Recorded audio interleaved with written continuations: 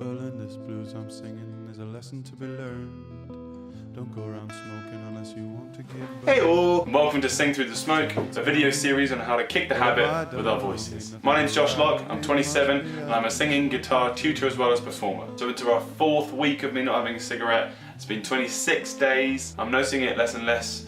For instance, I went on a walk yesterday and I didn't want a cigarette once. I completely slipped my mind. It wasn't a fact of forcing it out, it just wasn't there. A lot of people say the first 2 weeks are the hardest part, and I think that's right. To those of you sending me messages and telling me how much this is helping, thank you so much for following, and keep it going once the video series is done. For instance, my friend Sharon, she's 61 and she's been smoking ever since she was 25, and she is on her 2nd week as well, giving up smoking, also doing the breathing exercises.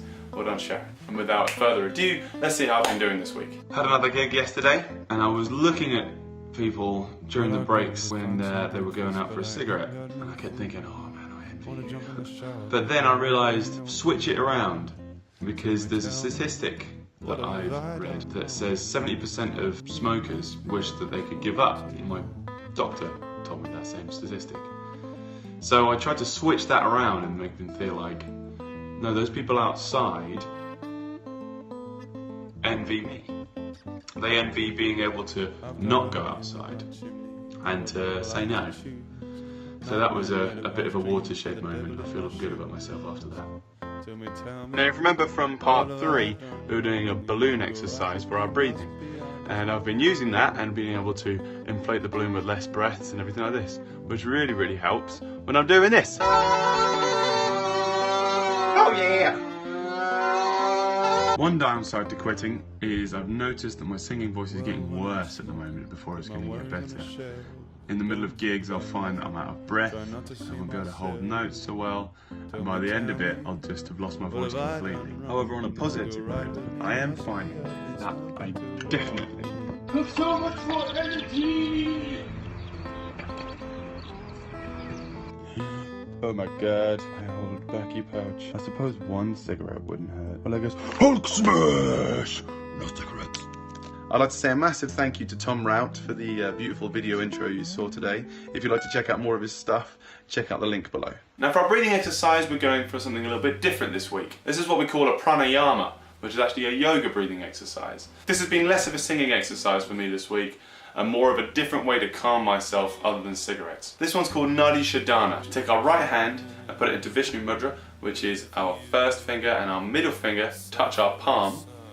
Then our third and little finger are left open, and so is our thumb. So we want our third and little finger to be about the same length. We cover our right nostril and breathe in through our left nostril for 4 seconds. Then you pass over your hand so that your third finger is now sitting on your left nostril, and breathe out of the right nostril for 4 seconds.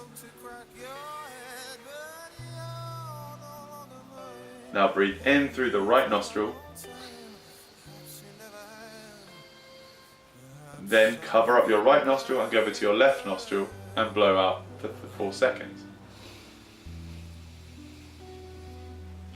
Remember to keep your spine nice and straight, your head held high, so that we can get a nice open airway. You're supposed to really do this sitting on the floor cross-legged, but I'm not very flexible, so I'm not going to do that. If you're ever feeling anxious and stressed, just repeat this process over and over again until your heart rate decreases and your stress level goes with it. For our singing exercise this week, we're going to do a similar thing to what we did in part 1, which is a siren. Imagine a fire engine going past, you want to mimic that with your voice. This is a good way to find out if you're vocally fatigued or not. If you do this exercise before singing and you find you can't hit some of these notes, then you're not quite ready to sing and you need to warm up more. We want to start at the lowest note that we can hit and get to the highest note that we can hit, passing all the notes on the way, like so.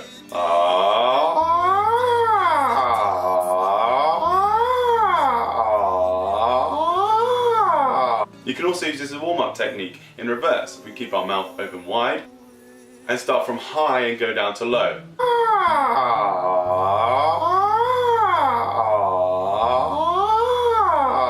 Maybe don't do this in public places, you might look a bit weird. Thanks for watching this week, everybody. Keep the questions coming, keep telling me your success stories. It feels really good to know that I'm helping. Until next week, good luck giving up.